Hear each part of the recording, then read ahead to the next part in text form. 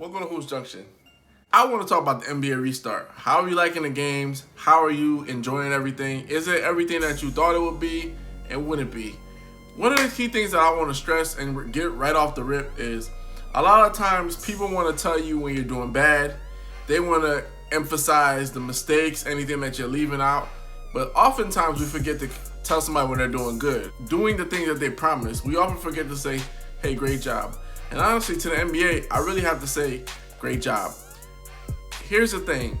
They are in Florida, one of the states that is rampant with coronavirus. You already can't have fans. They found a way around that. They brought in artificial fans, which some criticized at first, but still that kept the game lively.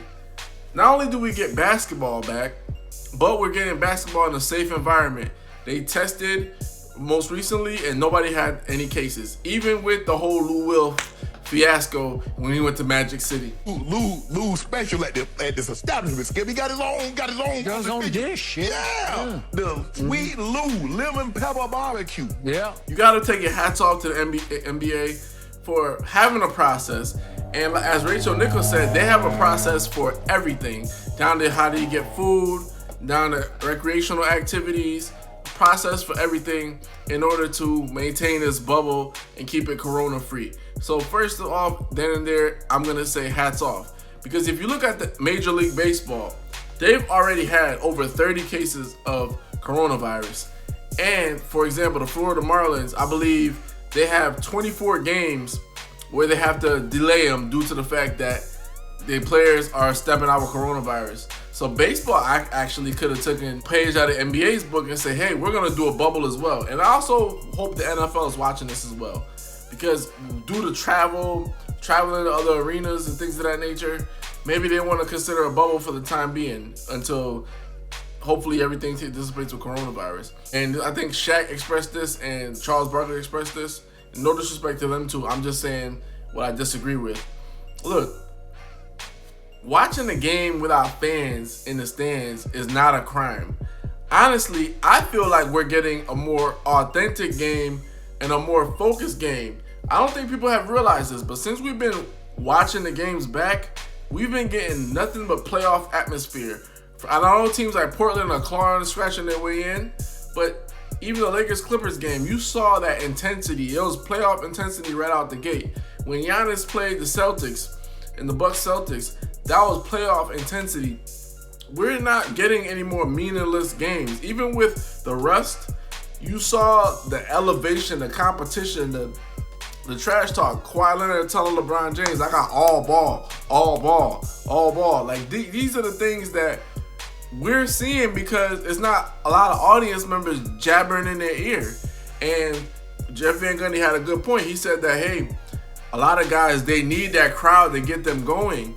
But now what we're seeing is guys are getting each other going. Trash talk is on the rise, and guys are getting each other going, smack talking each other, thus elevating the level of competition. You really can't criticize them because of course they couldn't have fans in the stands. So what's the next best thing?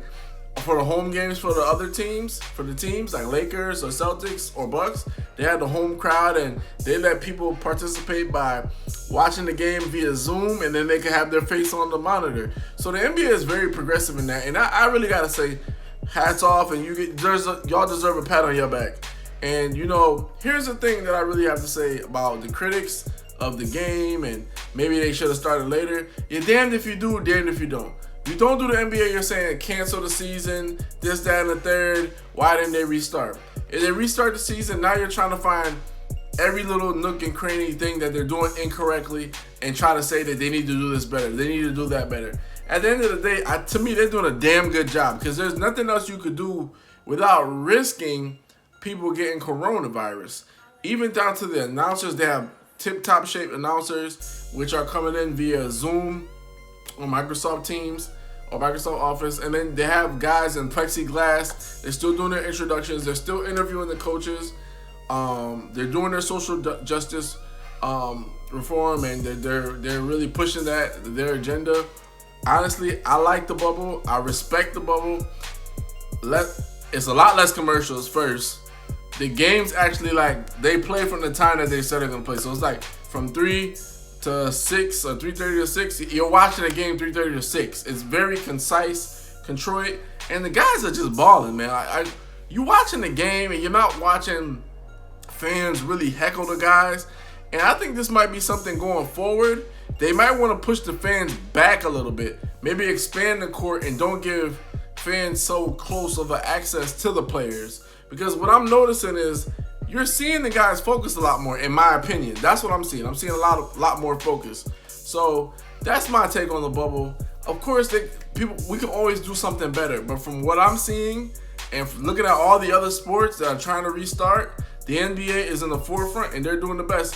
And this truly might catapult the NBA to being the #1 sport in America, like like a football, maybe, because they are really on the forefront and they're innovative in the things that they're doing to bring that entertainment. I mean, the regular season games that we're watching, they are intense, ladies and gentlemen. And that's all I gotta say about that. Hoops Junction, where hoops meets hoopla. Like, comment, subscribe.